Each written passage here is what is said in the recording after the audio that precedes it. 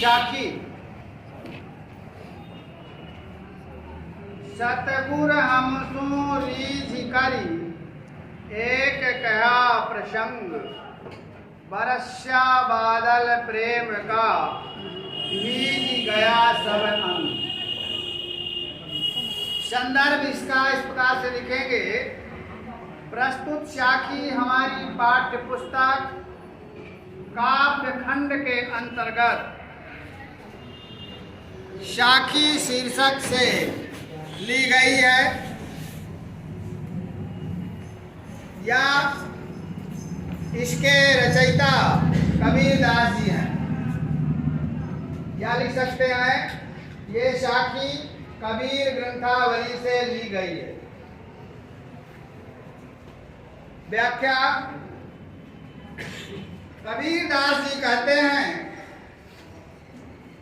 कि सतगुरु हमारे सदगुरु अच्छे गुरु ने, श्रेष्ठ गुरु ने रीझ कर माने प्रसन्न होकर एक कहा प्रसंग, एक बात बतलाई, उस बात को सुनकर के बरस्या बादल प्रेम का, प्रेम रूपी बादलों से वर्षा हुई, भीज गया सब अंग, जिससे प्रेम के कारण अंग माने शरीर, पूरा शरीर अंतस्थल भीग गया। ये तो शाब्दिक अर्थ हो गया। अब भावार्थ कबीरदास जी कहते हैं कि हमारे सतगुरु श्रेष्ठ गुरु ने प्रसन्न होकर के हमें जो ज्ञान का उपदेश दिया, उस उपदेश के कारण हमारे हृदय में ईश्वर के प्रति सच्चा प्रेम प्रकट हो गया और उस गुरु के द्वारा दिए गए उपदेश से हमारे हृदय में भक्ति उत्पन्न हो गई और उस भक्ति के उत्पन्न होने के कारण प्रेम रूपी बादलों की ऐसी वर्षा हुई जिससे हमारा, मेरा या हमारा रोम रोम, अंग अंग अंग भीग गया। तात्पर्य यह है कि गुरु के उपदेश से ईश्वर के प्रति प्रेम भाव जागृत होता है, जिससे आत्मा को और मन को बहुत शांति मिलती है। समझ में आया? दूसरा, राम नाम के पट तरे देवे को कछु नाहि, त्याले गुरु संतोषिए हौसी रही मन मान। इस दूसरी साखी में कबीरदास जी कहते हैं गुरु ने जो हमको ज्ञान का उपदेश दिया, उस ज्ञान के उपदेश के बदले में राम नाम रूपी जो ज्ञान का उपदेश दिया, उसके पटतरे, पटतरे माने बदले में उसके समान वस्तु, देवं को कछु नाम, हमारे पास उसके समान वस्तु कुछ देने के लिए नहीं। जब हम कोई वस्तु खरीदते हैं तो उसी के मूल्य के बराबर हमें कुछ देना पड़ता है, लेकिन जो हमारे गुरु ने राम नाम रूपी उपदेश दिया वो इतना मूल्य है कि उसके समान हमें देने के लिए, गुरु के लिए कोई वस्तु दिखाई नहीं पड़ती है और हम देना भी चाहते हैं। तो क्या ले गुरु संतोषिए, ऐसी कौन सी वस्तु हम गुरु को दे दें जिससे कि हमको संतोष प्राप्त हो जाए। हौस रही मन मान, ये हमारे मन में फांस रही, इच्छा हो रही है, इच्छा बलवती हो रही है कि ऐसी कौन सी वस्तु हम गुरु को प्रदान कर दें जिससे कि हमको भी संतोष हो जाए और गुरु जी भी प्रसन्न हो जाएं। समझ में आया? कबीरदास जी कहते हैं मेरे गुरु ने जो राम नाम रूपी उपदेश दिया वो अमूल्य है, जिसका कोई मूल्य नहीं है। उस ज्ञान के बदले में हम गुरु को क्या दक्षिणा दें जिससे कि मुझे भी संतोष हो जाए और गुरु जी को गुरु दक्षिणा भी मिल जाए। यह मेरे मन में प्रबल इच्छा है। तात्पर्य यह है कि संसार में ऐसी कोई वस्तु नहीं है जिसको राम नाम के बदले में दिया जा सके। इसका मूल्य कभी चुकाया नहीं जा सकता। अगला, ज्ञान प्रकाश गुरु मिला तो दिन भी सरी जाय, जब गोविंद कृपा करी तब गुरु मिलिया। कबीरदास जी कहते हैं कि सच्चा गुरु मिलने पर ज्ञान का प्रकाश फैलता है। ऐसे गुरु को जिन माने नहीं, बीसन माने भूलना, ऐसे गुरु को किसी को नहीं भूलना चाहिए। गुरु हमें जो ज्ञान देता है उस गुरु को हमें कभी नहीं भुलाना चाहिए, क्योंकि जब गोविंद कृपा करी, जब गोविंद भगवान श्री कृष्ण ने कृपा की हुई है, राम जी ने कृपा की हुई है, तभी हमें सच्चे गुरु की, श्रेष्ठ गुरु की प्राप्ति हुई है। तब गुरु मिले आई, तभी गुरु की प्राप्ति हुई है, तभी हमें अच्छे गुरु मिले हैं। कब? जब भगवान की कृपा हुई है। समझ में आ रहा है? yes, अगला, माया दीपक नरपतन भ्रमी भ्रमी वह पड़ंत, कहे कबीर गुरु ज्ञान तय एक याद उपरंत। उपरंत माया जो है, कौन सी माया? जो संसार में ये सब कुछ दिखाई दे रहा है, भोग विलास की वस्तु में, यह मेरा है, यह मेरा है, जो सब लोग कहते हैं, ये क्या है? ये माया है जिससे हम आकर्षित होते हैं। तो माया किस प्रकार की है? माया दीपक के समान है। जब दीपक में लौ होती है तो वर्षा ऋतु में आपने देखा होगा कि बहुत सी पंखुड़ियां आ जाती हैं और उस दीपक के चारों ओर घूमती रहती हैं और अधिकतर खत्म हो जाती हैं, मृत्यु हो जाती है, मर जाती हैं, लेकिन कुछ बच जाती है। इसी के उदाहरण के रूप में कबीरदास जी कहते हैं, ये सांसारिक माया दीपक के समान है और नर मनुष्य उस पतंगे के समान है जो भ्रमी भ्रमी उसके चारों तरफ घूम घूम करके वहीं पर समाप्त हो जाता है कि वह पड़ंत वहीं पड़ा रहता है। कहे कबीर गुरु ज्ञान है। कबीरदास जी कहते हैं गुरु के ज्ञान के द्वारा ही एक आध, मतलब कुछ लोग उबरंत उससे उबर जाते हैं, बच जाते हैं। कबीरदास जी कहते हैं कि जिस प्रकार दीपक के प्रकाश से आकृष्ट होकर के पतंगे जलकर मर जाते हैं, उसी प्रकार से मनुष्य भी इस सांसारिक माया मोह में फंसकर, आकर्षण में फंस करके अपने आप को नष्ट कर लेता है। और यदि गुरु की कृपा हुई तो उस ज्ञान के द्वारा वो इस संसार से मुक्ति पा लेता है। ऐसा कोई बिरला मनुष्य होता है जो गुरु के ज्ञान के द्वारा इस सांसारिक माया मोह के चक्कर से हट करके मोक्ष को प्राप्त कर लेता है, बच जाता है, जन्म मरण के बंधन से छूट जाता है। जब मैं था तब हरि नहीं, जब मैं था तब गुरु नहीं, अब गुरु है हम नहीं। मैं मतलब अहंकार। कौन सा अहंकार? कि मेरे बराबर तो कोई नहीं जानता गुरु जी क्या है। अहंकार कई प्रकार का होता है।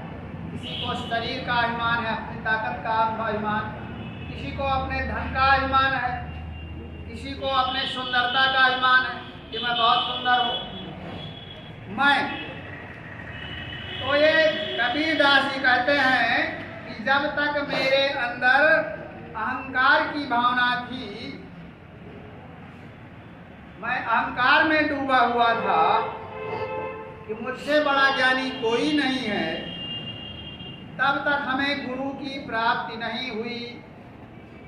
अब गुरु हैं हम नहीं, अब गुरु की प्राप्ति हो गई है, सारा अहंकार नष्ट हो गया है। प्रेम गली यदि साकरी तामे दो न समाय। ये प्रेम रूपी जो गली है अत्यंत सकरी है। सकरी मतलब छोटी। गांव में देखा होगा कोई कोई रास्ता इतनी छोटी होती है उसमें दो लोग नहीं जा सकते हैं।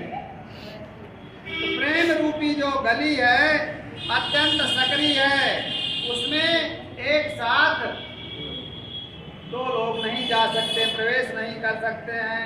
अर्थात या तो अहंकार रहेगा या गुरु के द्वारा ज्ञान की प्राप्ति होगी। दोनों एक साथ संभव नहीं है। अहंकार भी बना रहे और ज्ञान भी मिल जाए, ये संभव नहीं है। कबीरदास जी कहते हैं कि जब मेरे मन में अहंकार था, मैं अहंकार में डूबा था, तब तक गुरु के ज्ञान का मेरे हृदय में कोई स्थान नहीं था, कोई महत्व नहीं था। अहंकार के कारण गुरु के प्रति श्रद्धा भाव भी नहीं था, किंतु जब गुरु के प्रति श्रद्धा भाव उत्पन्न हुआ तब अहंकार नष्ट हो गया, स्वतः ही नष्ट हो गया। कबीरदास जी कहते हैं कि प्रेम रूपी जो हृदय की गली है वो अत्यंत छोटी है, सकरी है। उसमें एक साथ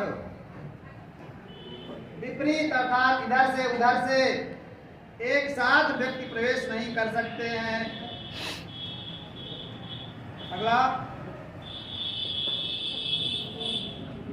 भगति भजन हरि नाव है, दूजा दुख अपार, मनसा वाचा कर्मणा कबीरा सुमिरण सार। संदर्भ सभी में वैसा ही रहेगा। कबीरदास जी कहते हैं कि भगवान की भक्ति नाव के समान है। जिस प्रकार नदी में उस पार जाने के लिए नाव में बैठ जाओ, चाहे तैरना आता हो या ना आता हो, तो आप उस पार पहुंच जाएंगे। इसी प्रकार से इस सांसारिक माया मोह से दूर हटने के लिए, सांसारिक कष्टों के निवारण के लिए भगवान की भक्ति रूपी नाव में बैठ जाइए, अपने आप दुख नष्ट हो जाएंगे। और यदि नहीं बैठते हैं भगवान रूपी नाव की भक्ति में, तो दूजा दुख अपार। दूजा मतलब दूसरे रास्ते में दुखी दुख है। कबीरदास जी कहते हैं कि मनुष्य को परमात्मा की भक्ति अर्थात भजन रूपी नाव बहुत उपयोगी है। ईश्वर की भक्ति के अलावा दूसरा कोई उपाय नहीं है। इसलिए मनसा वाचा कर्मणा कबीरा सुमिरन सार। इसलिए मनुष्य को मन से, मन के द्वारा, वाणी के द्वारा और कर्म के द्वारा, ये तीनों संस्कृत शब्द हैं। पहला है मनस शब्द का तृतीय, और वाचा है वाक शब्द का तृतीय, और कर्मन शब्द का तृतीय कर्मणा। मनुष्य को मन, वाणी और कर्म से भगवान का स्मरण करते रहना चाहिए। यही इस जीवन का सार है, सत्य है। अगला, कबीरा चित्त चमंतिया चौंदिस लागी लाय, हर सुमिरन हाथों गड़ा बेगे रे बुझाय। कबीर दास जी कहते हैं कि हृदय में जो ज्ञान की ज्योति फैल गई है, जिसके कारण संसार में चारों ओर विषय वासनाओं की आग लगी हुई है। कबीरा चित्त चमंकिया चौदिस लागी आग। हमारे चित्त माने हृदय में यह सांसारिक माया मोह रूपी हमारे अंदर ज्ञान है, उससे जो हमारे अंदर भोग विषय वासना की आग लगी हुई है, वो आग इतनी फैल गई है कि उसको बुझाने का एक ही उपाय है। कौन सा? हरि सुमिरन हाथों गड़ा। भगवान के स्मरण रूपी हाथ में घड़ा लेकर बेगे ले बुझाए, दौड़ के जाइए और साथ भगवान का स्मरण करिए। जब कहीं आग लग जाती है, गांव में आपने देखा होगा, सब लोग अपने अपने घरों से घड़े में पानी लेकर जाते हैं और डालते हैं, आग बुझ जाती है। लेकिन जो सांसारिक विषय वासनाओं की आग लगी हुई है, माया मोह के चक्कर में मनुष्य पड़े हुए हैं, परेशान हैं, उस आग को बुझाने के लिए भगवान के स्मरण रूपी घड़े की अति आवश्यकता है। अर्थात यदि हम भगवान का स्मरण करते रहेंगे तो ये सांसारिक विषय वासनाएं अपने आप ही समाप्त हो जाएंगी। अगला, अंखड़ियां झाई पड़ी पंथ निहारी निहारी, जी भड़िया छाल्या पड़ा राम पुकारी पुकारी। अंखड़ियां माने आंखों में, झाई माने अंधकार, पंथ माने रास्ता, निहारी माने देखते देखते, जी भड़िया माने जीभ में, राम पुकारी पुकारी। कबीर दास जी कहते हैं ये जो जीवात्मा है, दो होते हैं, एक जीवात्मा एक परमात्मा। जीवात्मा और परमात्मा, ये जीवात्मा भगवान से मिलने को व्याकुल है। तो जीवात्मा भगवान से मिलने के लिए उनकी रास्ता देखते देखते उसकी आंखों में झाई पड़ने लगी। या ये समझिए कि जब मनुष्य बूढ़ा हो जाता है तो उसको धुंधला दिखाई पड़ने लगता है, झाई पड़ना। भगवान का नाम लेते लेते, राम राम राम रटते रटते आंखों में दिखाई नहीं पड़ने लगा और जीभ में छाला पड़ गए। लेकिन भगवान का आने का रास्ता देखते देखते आंखों में दिखाई नहीं पड़ने लगा, जीभ में छाले पड़ गए।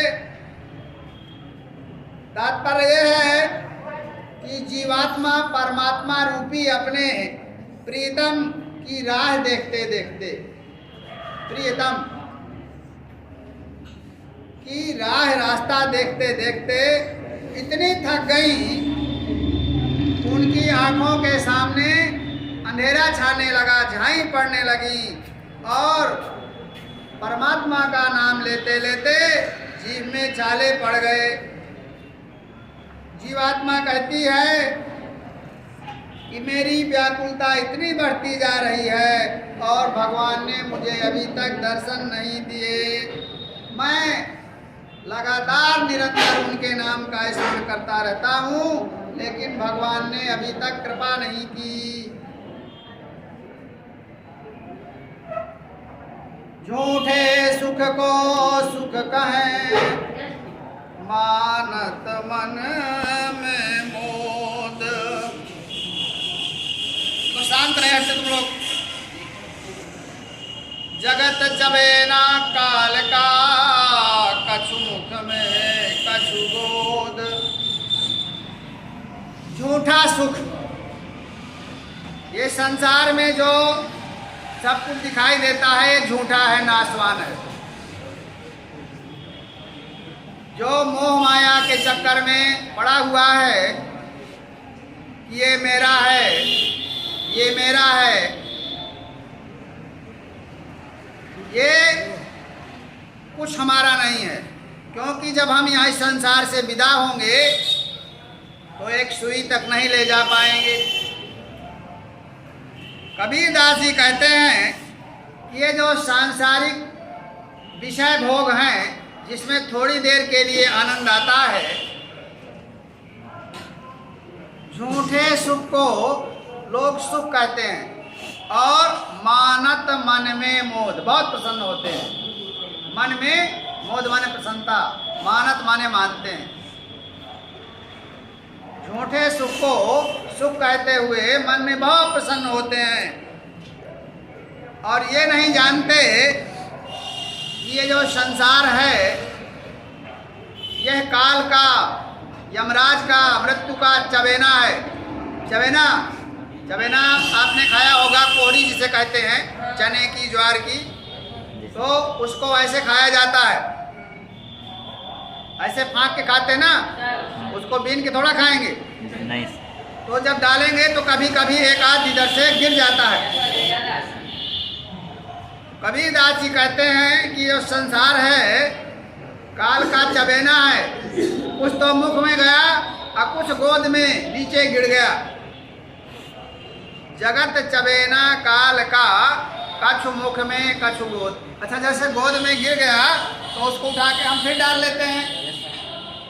तो इसी प्रकार जो आज बच गए हैं, कल उनको भी जाना है, यहाँ कोई नहीं रहेगा, क्योंकि ये मृत्यु लोक है। इसमें जिसका जन्म हुआ है उसकी मृत्यु निश्चित है। तो नहीं आ रहा है।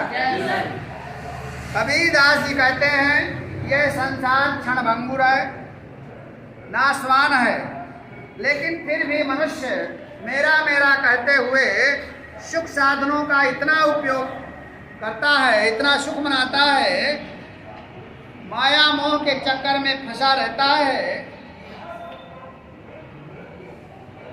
उसे यह ज्ञात नहीं है कि यह सारा संसार मृत्यु का चबेना है, चना है, चबेना चना,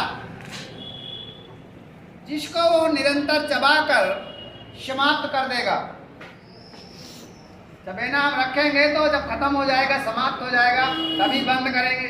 जो नीचे गिर गया उसको फिर चबा लेंगे। इसी प्रकार से काल, जो मृत्यु हो, यमराज है, वो कोई बच गया तो आज, तो कल, कल नहीं परसों, उसको जाना ही है, वो समाप्त करके ही रहेगा। इसलिए मनुष्य को इन सांसारिक सुखों को त्याग करके भगवान की भक्ति करना चाहिए।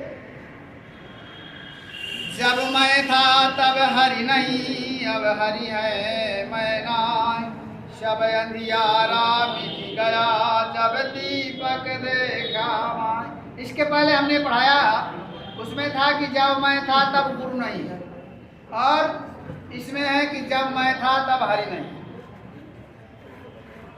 कबीरदास जी कहते हैं कि जब तक मैं अज्ञान रूपी अंधकार में डूबा हुआ था, तब तक मुझे भगवान की प्राप्ति नहीं हुई, तब तक मुझे भगवान का स्मरण नहीं हुआ।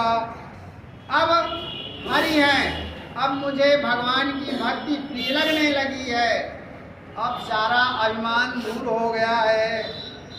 किस प्रकार दूर हो गया? जिस प्रकार से रात में अंधेरे में ये दीपक जला देते हैं तो सभी कुछ स्पष्ट दिखने लगता है, और दीपक नहीं है तो कुछ दिखाई नहीं पड़ेगा। तो जो अंधियाला रूपी अंधकार है वो दीपक रूपी भगवान की भक्ति के स्मरण से सब कुछ स्पष्ट दिखने लगता है। जब तक मैं अहंकार में डूबा हुआ था तब तक भगवान के प्रेम को नहीं देख पा रहा था, लेकिन जब ज्ञान रूपी प्रकाश मेरे हृदय में प्रकाशित हुआ तो अज्ञानता रूपी जो अंधकार था अपने आप ही नष्ट हो गया, अर्थात ईश्वर के साक्षात दर्शन हो गए। ज्ञान रूपी दीपक के प्रकाश ने अज्ञान रूपी अंधकार को नष्ट कर दिया। अगला, कबीरा कहा करबियो मुझे देखी आवास, काली प्यरू भय लोटना ऊपर जामे घास। कबीरदास जी कहते हैं अपने ऊंचे ऊंचे महलों को देख करके, बहुत सुंदर मकान है, 10 खंड का है, गाड़ी घोड़ा एसी सब लगी है, इसको देख करके गर्भियो, गर्व मत करो, घमंड मत करो, ऊंचे देखी आवास। क्यों घमंड नहीं करो? चाहे जितना कुछ हमारे पास हो, जब काल ही पैरों, जब समय आएगा, आएगा समय, मृत्यु का समय, जब यमराज जी लेने आएंगे तो हमको भोए माने इस पृथ्वी पर ही लेटना पड़ेगा, और लेटने के बाद उसके ऊपर घास जमेगी। जो लोग दफन कर देते हैं या जला देते हैं, कुछ भी कर देते हैं, तो बाद में घास तो उगती ना उगती है, तो कहते हैं कि तुम्हारे ऊपर घास उगाएगी। ज्यादा घमंड मत करो। यह पूरा संसार, यहाँ व्याप्त सभी सुख सुविधाएं नाशवान हैं, कुछ समय के लिए रहने वाली हैं। इसलिए मनुष्य को कभी भी अपने धन दौलत, रूप, मकान, संपत्ति का अभिमान नहीं करना चाहिए, क्योंकि ये सब यहीं पर रह जाएगा। जब मृत्यु का समय आएगा तो हमें इसी पृथ्वी पर लेटना पड़ेगा, और इसके ऊपर घास ही उगाएगी।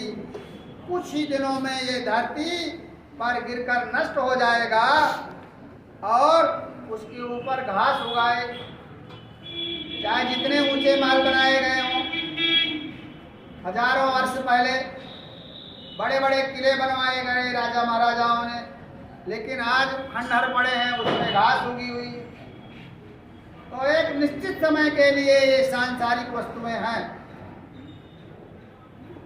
यह ऐसा संसार है जैसा सेमल फूल, दिन 10 के व्यवहार को झूठे रंग न भूल। सेमल का पेड़ देखा है? कांटे होते हैं उसमें, और लाल फूल होता है बड़ा। फूल जो होता है दूर से बहुत अच्छा दिखाई पड़ता है, लेकिन पास में जाते हैं तो बदबू देता है। जी सर। पूरे पेड़ में कांटे होते हैं, श्यामर कहते हैं गांव में, सेमल कोई श्यामर देखा होगा आपने।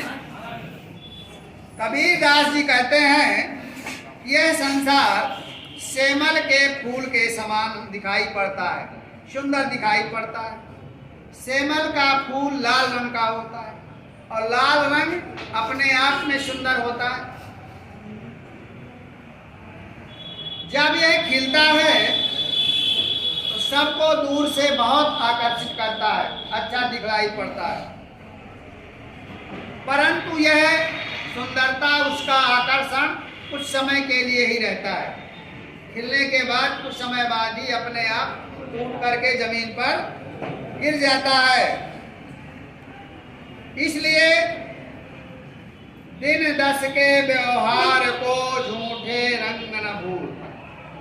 हमें कुछ समय तक ही 10 दिनों तक ही रहना है, इसलिए झूठे अहंकार में मत पड़ो, भगवान का स्मरण करते रहो। कबीरदास जी कहते हैं कि जो सेमल का फूल होता है न वो फल खाने लायक होता है न फूल खाने लायक होता है, उसके फल में रुई जैसा निकलता है, और वो रुई जो निकलती है रुई से भी भारी होती है, किसी कार्य लायक नहीं होती है। इसलिए कबीरदास जी कहते हैं कि ऐ मनुष्य, तू सेमल के फूल की तरह आकर्षक इस संसार को छोड़ करके इसके मोह में मत पड़ो। इसमें कोई भी आकर्षण नहीं है, कोई भी सत्यता नहीं है, भगवान का स्मरण करो। इहि अवसरि चेत्या नहीं, पशु ज्यों पाली दे,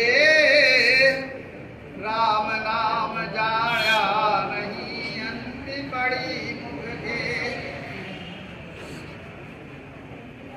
जो युवावस्था होती है, जवानी में आप हर तरह के कार्य कर सकते हैं,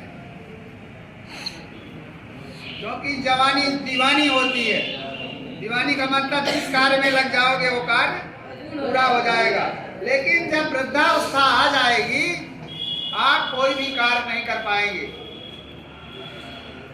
आप भगवान का स्मरण भी अच्छी तरह नहीं कर पाएंगे।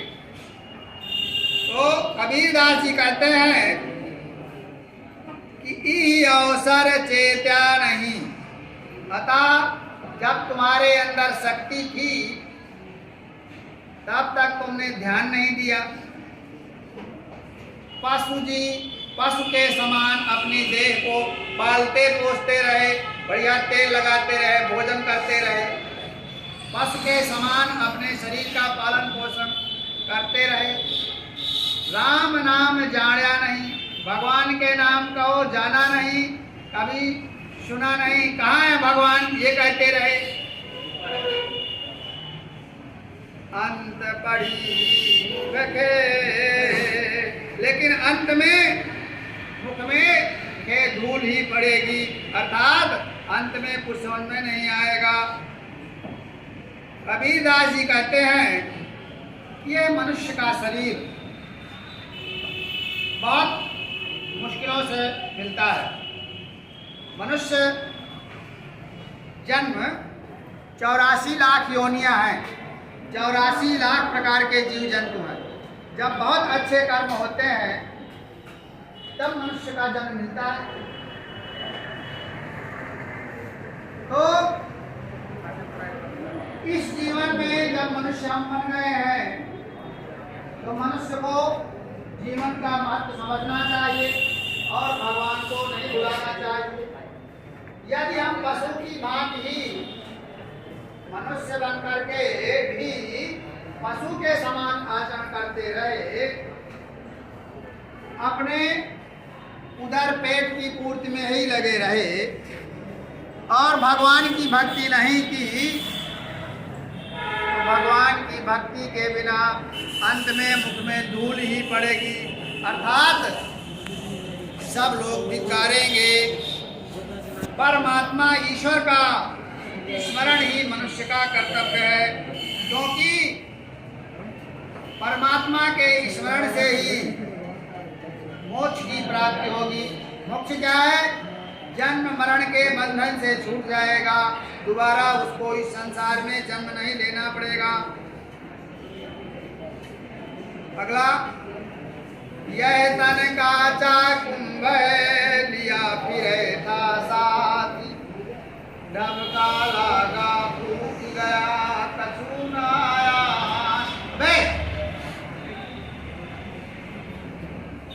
यह तन माने शरीर, काचा माने कच्चे, कुंभ माने घड़े के समान है।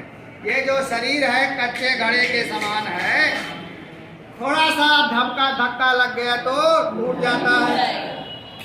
धक्का लागा फूट गया कछु न आया हाथ। वो किसी काम का नहीं रहेगा। ये मनुष्य का शरीर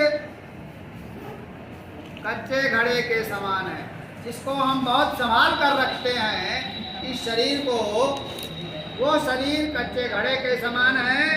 जरा सा धक्का लगते ही जिस प्रकार से कच्चा घड़ा टूट जाता है, उसी प्रकार नाना प्रकार के कारण हो करके कोई निश्चित नहीं है कब ये शरीर छूट जाए। कबीरदास जी कहते हैं कि जिस शरीर को तू अपना समझकर बहुत संभाल करके रखता है, वो शरीर कच्चे घड़े के समान है, जो कभी भी नष्ट हो सकता है। इसलिए मनुष्य को सांसारिक माया मोह को त्याग करके ईश्वर का स्मरण करना चाहिए। अगला, कबीर कहा करबियो देहि देखि सुरंग, बिछड़िया मिलबो नहीं क्यों काहे सुजग।